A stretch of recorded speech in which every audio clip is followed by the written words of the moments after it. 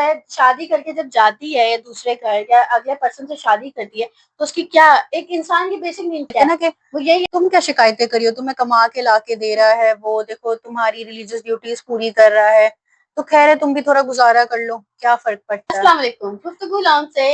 आप सबका वेलकम है। मैं हूं नैमा किरण और मैं कंसल्टेंट क्लिनिकल साइकोलॉजिस्ट हूं। और मेरा नाम है इफ्रा and I am a sociologist. तो चले शुरू करते हैं। अच्छा, ये सवाल जो है ना वो ये है कि अगर एक हस्बैंड है जो कि वो पैसे प्रोवाइड कर रहा है, being a provider of the family, और जो है वो अपनी रिलीजियस ड्यूटीज को परफॉर्म कर रहा है, लेकिन अगर वो अपनी वाइफ की फीलिंग्स को इग्नोर कर रहा है, ठीक है, उसे वैलिडेट नहीं कर रहा, तो क्या वो फेयर है, या जो है वो ये उसको जो है वो लीड कर सकता है वुमेन को कि वो अगर कोई किसी और को सीख करे, अपनी इमोशनल नीड्स करे।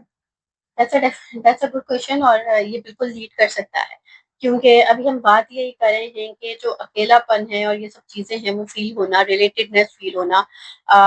मैरिज में बहुत ज्यादा जरूरी है। कंपैशन फील होना बहुत ज्यादा जरूरी है। इंटीमेसी फील होना बहुत ज्यादा जरूरी है। और अगर वो आपका पार्टनर ही आपके सामने इमोशनली अनअवेलेबल है और इमोशनली अवेलेबल ही नहीं है आपकी फीलिंग्स को, आपके इमोशंस को समझ नहीं रहा और वो उससे रेसिप्रोकेट नहीं कर रहा, तो एक इमोशन निग्लेक्ट वाली फीलिंग आ जाती है आपको, जो है ना वो इमोशन निग्लेक्ट जो है वो लीड कर सकता है किसी को सीख करने में। और समटाइम्स ऐसा होता है कि कोई और आपकी वो उस जगह को भरने में आ जाता है। हाँ डेफिनेटली, क्योंकि सेंस ऑफ एलियनेशन, क्योंकि आप रिलेशनशिप में होते हो तो आप को जब रेसिप्रोकेशन नहीं मिल रही होती, क्योंकि रिलेशनशिप क्या दो लोगों के एफर्ट से ही चल रहा होता है ना, तो अगर किसी की भी एफर्ट में कमी होगी, हाँ ऐसा नहीं होता कि 50-50 एफर्ट्स आपकी डेली चलते हैं, बिकॉज ये भी हमने सुना है कि 60-40 का रेशियो होता है, 30-70। हाँ लेकिन ऐसा नहीं है कि एफर्ट दोनों तरफ से नहीं आ रही, अगर एक तरफ से बिल्कुल जीरो हो गई है या बहुत कम हो गई है और एक तरफ से 80 या 90 चल रही है, तो फिर कंसर्न वाली बात है। और ऐसे में जो है ना वो हाँ पैटर्न डेवलप हो रहा है कि हमेशा ऐसी ही है, कुछ टाइम नहीं ऐसी, हमेशा से ऐसी आ रही है। समटाइम ऐसा होता है कि एक पर्सन है वो 10 to 20% वाली एफर्ट होता है और एक पर्सन है जो 72 जो है ना या 82-90 वाली परसेंट स्टेज पे होता है। लेकिन वो कभी कभी होता है, कभी कभी इंसान लो फील कर रहा होता है तो कभी कभी ऐसा होता है। मगर ये चीज बार बार हो और एक पैटर्न डेवलप हो रहा है, दैट मीन्स के वहां पे इश्यूज हैं और वहां पे लीड कर सकता है। लेकिन देखिए ना, औरत जो है शादी करके जब जाती है दूसरे घर या अगले पर्सन से शादी करती है तो उसकी क्या एक इंसान की बेसिक नीड क्या है, वो यही है ना कि एक बेसिक ह्यूमन कनेक्शन है वो मिले। औरत क्या चाह रही होती है कि उसको उसके हस्बैंड से जो है वो प्यार, लव और अटेंशन मिले, जो वो चाह रही है, जो उसको घर में नहीं मिला या जो उसको जो है अपने अंदर नहीं मिला या आसपास नहीं मिला, तो वो चाह रही होती है कि उसको हस्बैंड उसका दे। ठीक है, यही चाह रही होती है ना, एक सेफ हेवन मिले। और वो जब सेफ हेवन ही उसको नहीं मिल रहा, वो देखिए सेफ्टी जो है ना,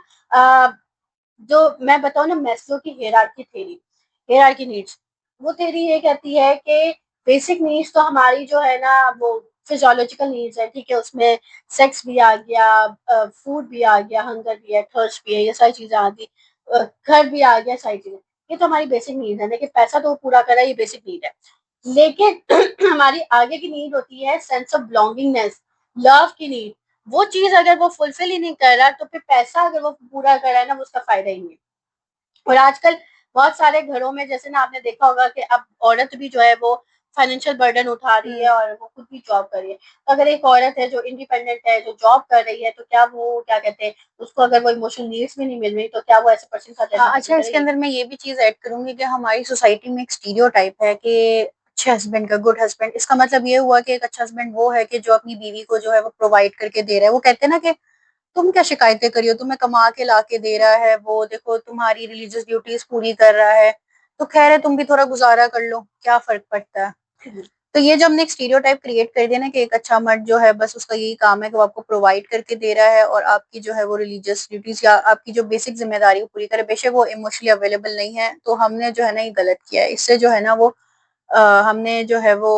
फीमेल को जो फील हो रहा है ना, हमने उस चीज को डिस्कार्ड कर दिया। इससे ना बहुत ज्यादा मतलब एक तो रिसर्चेस भी यही कह रही हैं कि बहुत ज्यादा फीमेल जो है वो इमोशनल निग्लेक्ट फील करती हैं। और आप किसी से भी पूछोगे ना, आप अपने आसपास देख लो, वहाँ पे फीमेल्स जो है मेजोरिटी जो है वो इमोशनल निग्लेक्ट फील करती है, क्योंकि हमने अपने मर्दों को भी सिखाया ना इमोशनली अवेलेबल होना ही मर्दों को भी यही सिखाया। रीजन है कि हमने एक मर्दों को इमोशनली अवेलेबल नहीं होना सिखाया, सही बात है। और फीमेल्स तो वैसे ही नेचुरली बचपन से इमोशंस के साथ बिल्कुल, उनके तो इमोशंस हमेशा से ज्यादा रहे हैं और वो ज्यादा चीजों को फील भी करती हैं, तो इवन ऐसा होता है कि मेल ने उस सेंस में वो बात नहीं की होती, लेकिन वो बेचारी ऐसे सेंस ऑफ मूड में होती है, सेंस ऑफ माइंड में होती है कि वो ज्यादा फील कर लेती है उस चीज को। तो उसके लिए बहुत ज्यादा जरूरी है कि मेल जो है वो इमोशनली अवेलेबल हो। ये वाली नीड्स तो पूरी हो जाती हैं इवेंचुअली, लेकिन जो इमोशनल नीड्स है ना वो फुलफिल करना एक हस्बैंड का ही काम है, और अगर वो नहीं करता तो फिर ऑब्वियस सी बात है फिर बाय वाला आता है। की तरफ तो हम ये कहते हैं कि कुछ लोग जो है वो चीटिंग करते हैं अपनी मैरिज में, जबकि उनकी मैरिज बजाहिर तो ठीक लग रही होती है कि वो फाइन है। तो क्या ऐसे अंडरलाइन रीजंस हैं जो कि उसके बिहाइंड हो सकते हैं? अच्छा चीटिंग जब इसमें हम देखते हैं ना तो चीटिंग एक प्रॉब्लम है, ठीक है, एक सिम्टम है। और एक सिम्टम, सिम्टम का मतलब क्या होता है, आपको जैसे नजला जुकाम होता है, आपको क्या सिम्टम हुआ, आपको क्या बता रहा था कि आपको कोई वायरल इन्फेक्शन हो गया है या कोई फीवर हो गया है या कोई अंदर अंदर खाते मसला चल रहा होता है। इसी तरह से सिम्टम जो है ना चीटिंग है। अब चीटिंग ये बता रही है कि कोई शादीशुदा जिंदगी में कोई ऐसे मसाइल हैं या इंसान की अपनी जो पर्सनैलिटी है उसमें ऐसे इश्यूज है जो कि वो चीटिंग का बाइस बन रहा है। अब अगर मैं शादीशुदा जिंदगी की देखूं तो बहुत सी ऐसी शादियां हैं जो बताए ना हमें बाहर से बहुत अच्छी लगेंगी, परफेक्ट मैरिज टाइप लगेगी, लेकिन अंदर से वो उतने ही दूर होते हैं। बजाय वो फिजिकली प्रेजेंट है सब कुछ है, लेकिन इमोशनली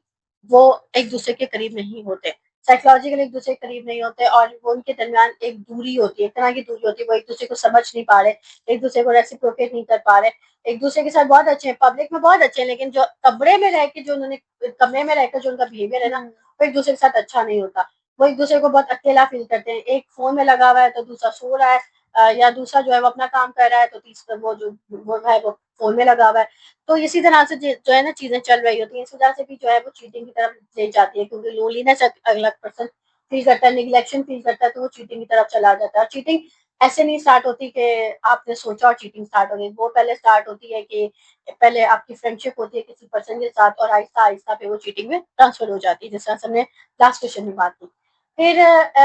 एक जो होते हैं इश्यूज वो ये होते हैं कि जो इंसान के खुद के अपने मजाकता इश्यूज होते हैं, जिसमें इंसान ने अपने पेरेंट्स की लाइफ में ऐसा देखा होता है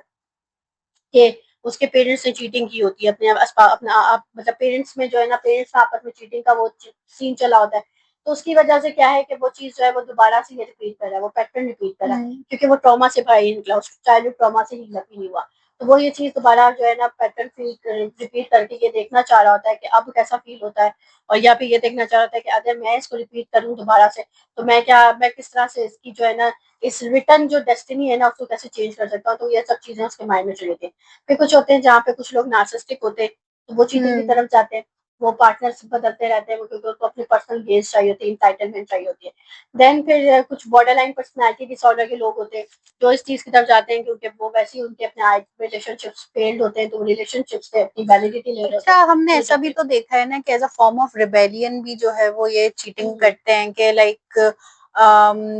थोड़े बहुत जो है वो लड़ाई झगड़े चल रहे हैं तो जी वो पार्टनर को तंग करने के लिए जो है ना कि हम जो है उसको करेंगे, जेलस फील कराने के लिए जो है वो फिर कह देते हैं कि हाँ ये है हमारे इस तरह से लेकिन वो जो जो है जेलस इमोशनल फील कराने कनेक्शन। के लिए चीटिंग जरा सी देर के लिए स्टार्ट होती है ना, चीटिंग बहुत हाँ बड़ी बन जाती है। एग्जैक्ट। और फिर इसमें जो है ना अटैचमेंट स्टाइल्स हैं, दो तरह के अटैचमेंट स्टाइल्स हैं जो कि इनसिक्योर अटैचमेंट स्टाइल कहलाते जाते हैं। एक है एंग्जियस अटैचमेंट स्टाइल और एक है अवॉइडेड अटैचमेंट स्टाइल। एंग्जियस वाले जो हैं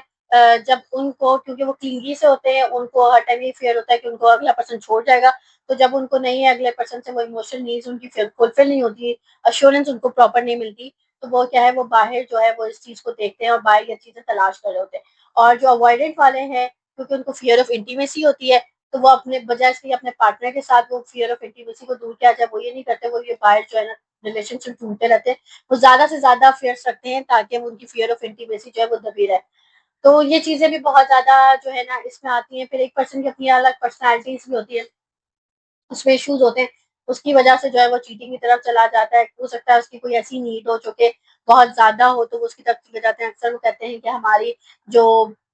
सेक्सुअल नीड्स जो हैं वो ज्यादा होती हैं और हमारी फुलफिल नहीं हो रही, मतलब हमारी वाइफ से या हमारे स्पाउस से जो फुलफिल नहीं हो रही, तो वो भी फिर जो है वो आगे निकल जाते हैं चीटिंग की तरफ और उसको जस्टिफाई सीधा से कर होते हैं। फिर एक चीज है कि जो हम कहते हैं कि मिड लाइफ क्राइसिस आता है, जिसमें 40 से अबव जो है 40 एज या 45 से अबव एज के जो लोग हैं वो चीटिंग की तरफ निकलते हैं। वो चीटिंग तरफ से निकलते हैं क्योंकि उनको दिखना होता है, अब वो क्योंकि ओल्ड एज में जा रहे हैं और ओल्ड एज का वो एक बड़ा क्राइसिस आता है, फिर उनको होता है कि यार हमें जो है ना यंग दिखना है, तो यंग दिखने के चक्कर में वो चीटिंग कर निकलते हैं। इसलिए आपने मोस्टली अंकल ऐसे देखे होंगे जो जो आपके ऑफिस में होंगे, आपने कहीं आसपास देखे होंगे, जो कि यंग यंग लड़कियों के साथ जो है ना बड़े फ्री हो रहे होते हैं और बड़ा वो फ्लर्टेशियस जो मैसेजेस हैं उनको सेंड कर रहे होते हैं, और वो उस तरह से टच वगैरह भी जो है ना इम्प्रॉपर टच भी वो हाँ, करना ये शुरू कर बड़ा देते हैं। फीमेल्स ने जो है ना वो हाँ, वर्क स्पेस में स्पेशली जो है रिपोर्ट किया है इस चीज को। तो वो इसीलिए होता है क्योंकि, और वो जो शुगर डैडी और इस तरह के जो कंसेप्ट निकले शुगर मम्मी वाले, तो वो यही चीज है कि वो चीटिंग करते हैं, और वो करते भी जो है वो अपनी अपनी एज से मतलब डबल ट्रिपल जो है ना वो हाँ, यंग लड़की के यंग साथ करती है, यंग लड़के के साथ। मैंने आंटियों का भी सुना है कि वो यंग लड़कों को जो है ना वो फंसाती हैं और उनके साथ इस तरह से इन्वॉल्व होती है। सो ये चीजें बहुत ज्यादा कॉमन भी हैं और बहुत ज्यादा ये इश्यूज क्रिएट भी करते हैं। बजाय आपकी लाइफ बहुत अच्छी है, आपके बच्चे सारा कुछ है, लेकिन अंदर खाते ये सब चीजें चल रही होती है।